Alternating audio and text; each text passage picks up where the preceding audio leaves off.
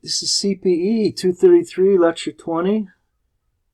This is a continuation of the discussion on interrupts, and particularly we talked about it at a high level, but this time we're going to look at some timing aspects and then some practical aspects dealing with implementing interrupts in like a real system, such as something you find on the development board.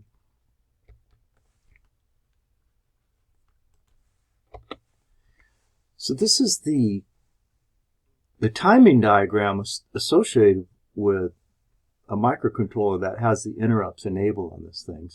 So what we did is we added essentially an interrupt state in this thing. Now, the interrupt state is essentially going to be that period of time where the hardware implements the interrupt architecture. And so the interrupt architecture is the stuff that needs to happen to make the interrupts happen. Okay, so we'll get into that in the next slide. But the issue, what you want to take away from this diagram is that the interrupts can happen anytime. This pin here, let's get that fixed. This pin here is connected typically to an external device, and that external device does not necessarily share the same clock as the microcontroller. So this pin can be asserted any time, which means it can be asserted in essentially any of these states here. Okay, so the idea here is, to simplify this, is that it doesn't matter when the interrupt happens. The instruction that's being executed when the interrupt occurs is going to be completed. And that's really what this diagram here is saying. Okay, so it could come in any time, but if it's a non-load instruction, you'll be in the execute state. If that interrupt is asserted, it will go into the interrupt state. Okay, if this is a load instruction, it'll go to the write back state. And when it's completed, the write back state, which means the load instruction is completed, it's going to look to see if there's an interrupt. If there is an interrupt, once again, it's going to go to the interrupt state. Otherwise, it's going to go fetch the next instruction.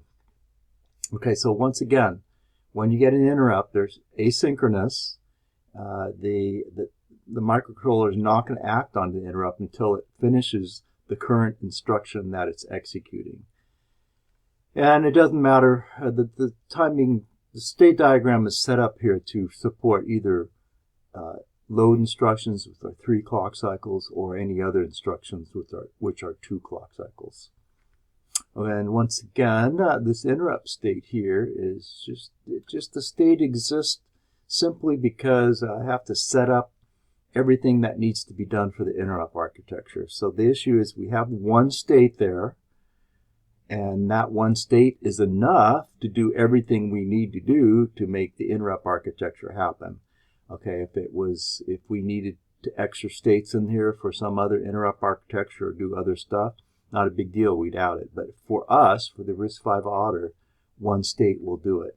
And keep in mind that when the interrupts are asynchronous, they can come in any time, but the way the state machine handles them actually kind of synchronizes them, because the interrupts are not going to be acted on until that clock cycle that finishes the instruction that's being executed when it gets the interrupt.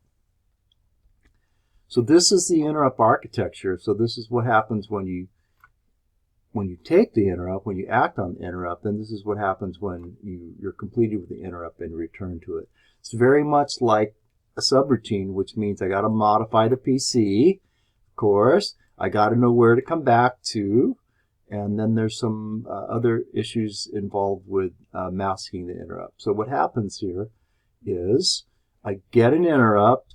I've preloaded the address of the interrupt service routine in MTVEC here, and I'm going to put that into the PC, and that's what this statement's doing right here. But I need to know where to come back to. The program counter is already pointing at the next instruction, so I'm going to save that. This is my return address. I'm going to save that to one of the other CSR registers. When I get an interrupt, when I act on the interrupt, the hardware automatically disables the interrupts, which is what you see here. But actually before it disables, oh, this is the interrupt disabled here. But before it disables interrupts. It takes that interrupt enable bit.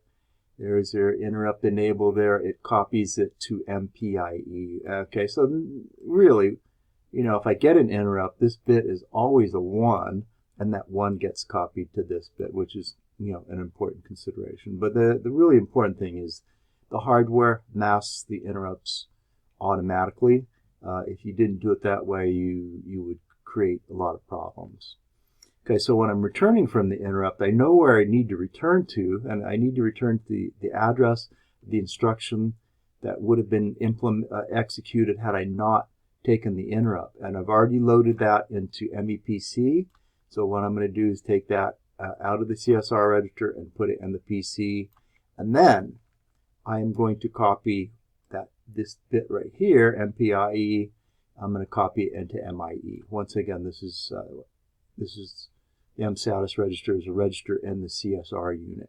So the issue is that when I get an interrupt, this MPIE is automatically going to be a 1, and if I don't do anything to it, that 1 is going to be copied back to the main interrupt, main interrupt enable. Okay, so if I want to return from the interrupts with the interrupts enabled, I do nothing. If I want to return from the interrupt service routine where the interrupts disabled, I need to go in there and clear this bit, which, you know, is something that you'll see in the little example program that we're doing.